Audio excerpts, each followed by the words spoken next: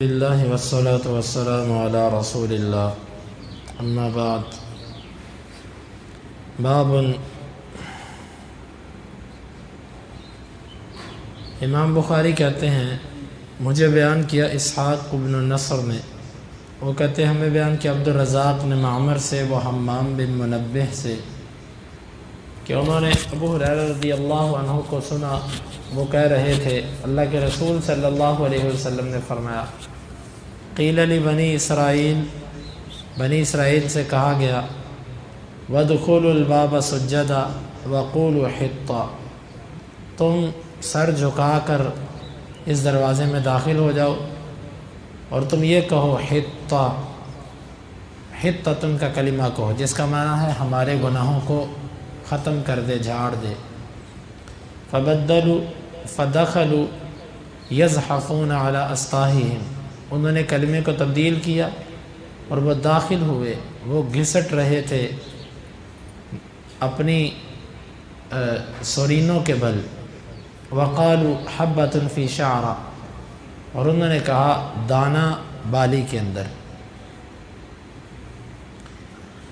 اس حدیث مبارکہ میں آپ نے اس واقعے کی طرف اشارہ کیا ہے۔ میدان تی کے اندر بنی اسرائیل نے جب اللہ تعالیٰ نے سمندر پار کروایا تو یہ ایک میدان میں رہتے تھے، اور اس میدان کے اندر ان کے لیے اللہ کی طرف سے بادل تھے، ہر وقت بادل رہتے، اور ہر وقت ان کے اوپر کھانا آسمان سے من و سلوہ آتا، نہ کوئی کام، نہ کوئی مشقت، نہ اور کچھ، صرف اللہ نے یہ کہا تھا کھاؤ پیو اور عبادت کرو۔ لیکن کھایا پیا تو انہوں نے خوب، لیکن عبادت کے لیے اس طرح انہوں نے حکم پر عمل نہ کیا، کیونکہ جب بندہ فارغ ہو، کھائے پیے اور اللہ کی عبادت کی طرف نہ آئے تو وہ بندہ خراب ہو جاتا ہے۔ اس طرح کے شاعر کہتا ہے نا کہ ان الشباب والفراغ والجدہ مفسدۃ للمرء ای مفسدہ، تین چیزیں جب جمع ہوتی ہیں تو وہ بندے کو کسی نہ کسی خرابی میں ڈالتی ہیں۔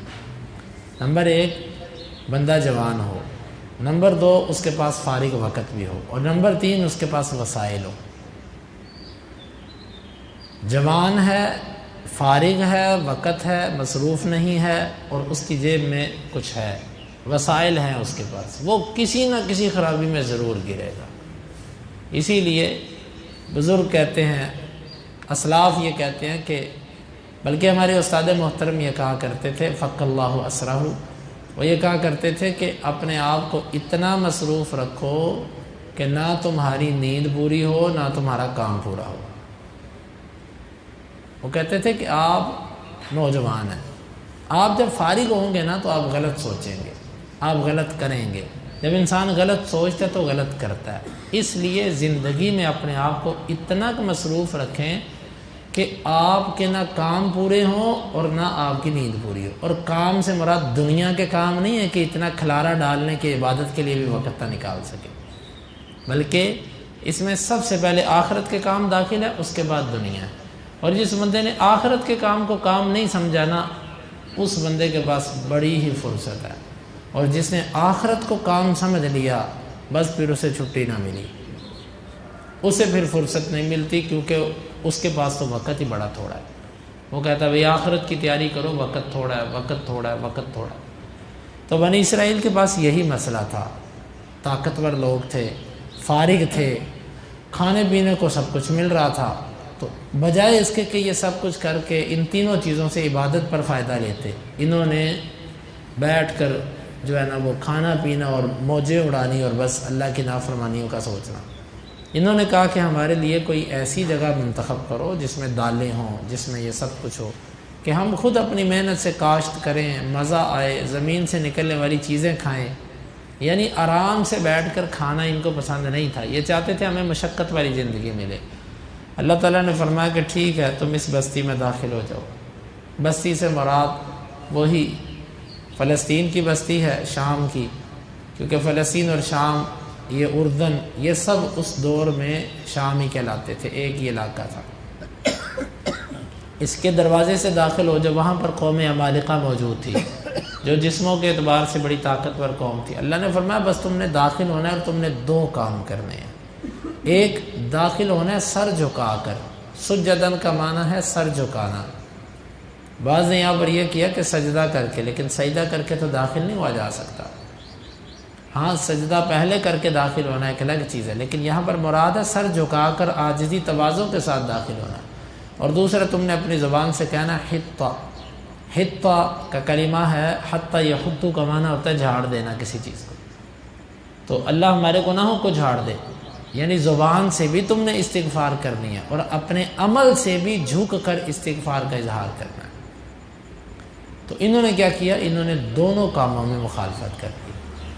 جھکنے کی بجائے ایسے الٹے ہوئے کہ ایسے سر اوپر کو کر کے، جھکنے کی بجائے ایسے سرینے زمین پر، اپنی پیٹھ زمین پر لگا کر ایسے گھسٹ گھسٹ کے ایسے کر کے داخل ہوا. ایسے کوئی شریر ہوتا ہے نا، ایسے جان بوجھ کے مخالفت کرنے والا.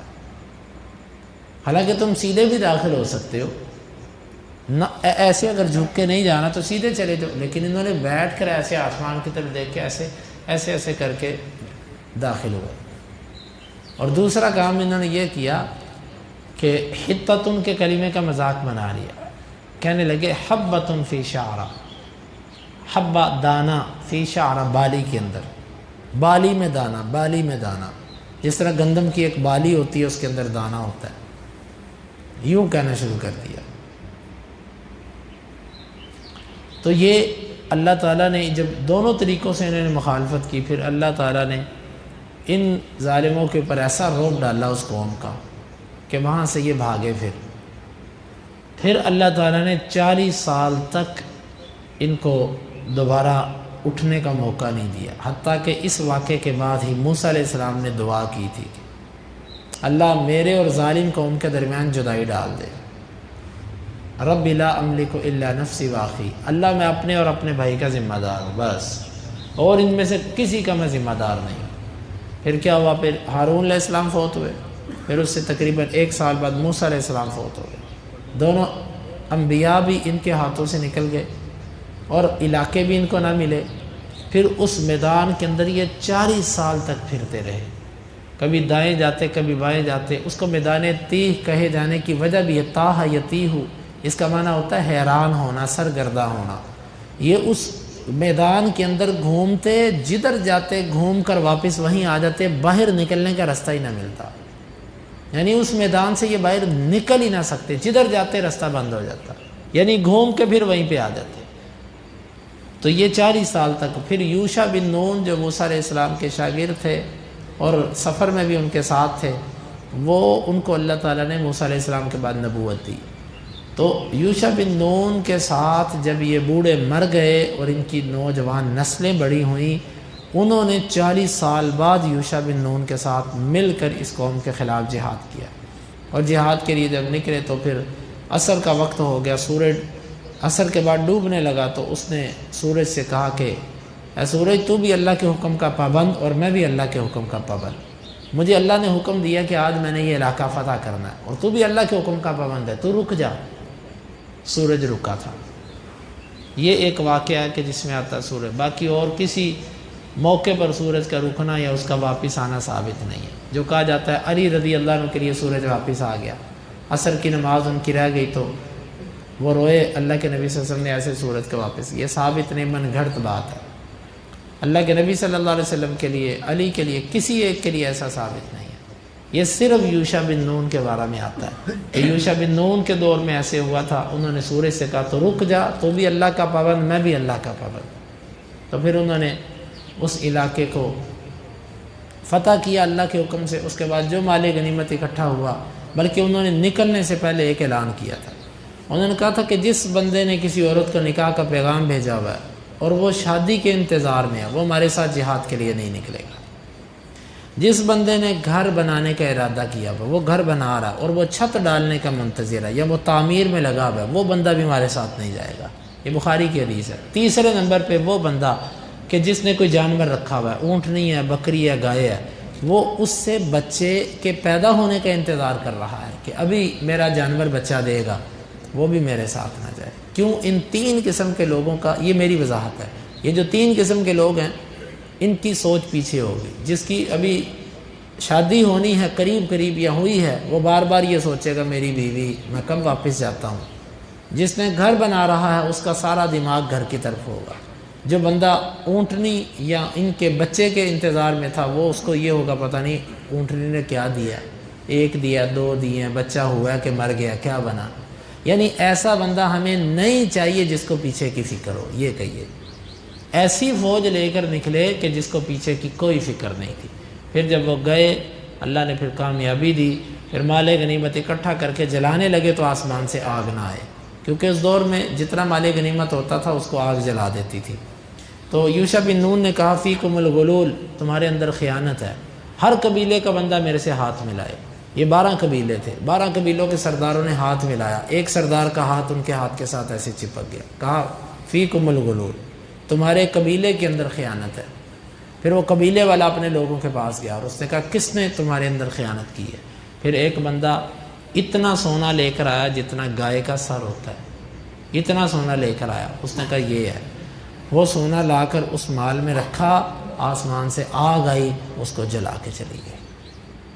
پھر ان کو یہ علاقہ ملا. تو یہ حدیث مبارکہ میں اسی چیز کی طرف اشارہ ہے. اس میں ایک تو بنی اسرائیل کی سرکشی اور ان کی بغاوت کی طرف اشارہ ہے کہ یہ شروع سے ہی اللہ کے باغی ہیں. اب تو محمد صلی اللہ علیہ وسلم کی شریعت کے منکر، مسلمانوں کے قاتل، اللہ کے گھر کی توہین کرنے والے، بے ادب اور گستاخ اور بدماش، سود خور، حرام خور، قاتل، ظالم ہیں یہ. لیکن جب یہ حق پر تھے، یعنی ان کا جب مذہب حق پر تھا یہودیت، جب عیسیٰ علیہ السلام کی شریعت چلتی تھی، انہوں نے تو اپنے نبی کو بھی معاف نہیں کیا. اس کو بھی اسی لیے ہمارے نبی صلی اللہ علیہ وسلم، کل یہ حدیث آئے گی، آپ نے فرمایا کہ رحم اللہ موسیٰ فقد اوذی اکثر من ذلک. آپ کے بارے میں کسی صحابی نے آپ کو بتلایا کہ کچھ منافق یہ کہہ رہے ہیں کہ نبی نے جو تقسیم کی ہے نا، اس میں نبی نے کوئی انصاف نہیں کیا. آپ کا چہرہ متغیر ہو گیا، آپ کو بڑا دکھ ہوا کہ میرے بارے میں ایسے کہتے ہیں. آپ نے پھر ساتھ ہی فرمایا کہ اللہ موسیٰ پہ رحم کرے، وہ اس سے بھی زیادہ تکلیفیں دیا گیا. انہوں نے موسیٰ کو بڑی تکلیفیں دی. موسیٰ علیہ السلام نے اپنی زندگی تقریباً بنی اسرائیل کو آزاد کروانے پہ لگائی. موسیٰ کی ساری زندگی فرعون سے جھگڑوں میں گزر گئی بنی اسرائیل کو آزاد کروانے کے لیے بس. لیکن ان ظالموں نے اپنے اس عظیم محسن کی بھی قدر نہیں کی، اس کو بھی بڑی اذیتیں دی انہوں نے.